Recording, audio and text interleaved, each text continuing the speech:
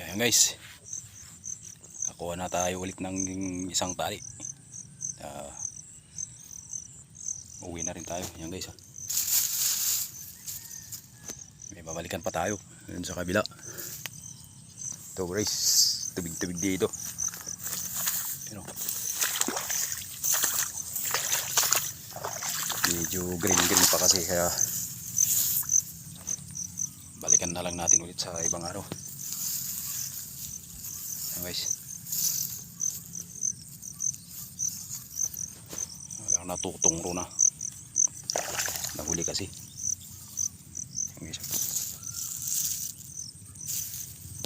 pati kasi na nating maigi para mas maganda pag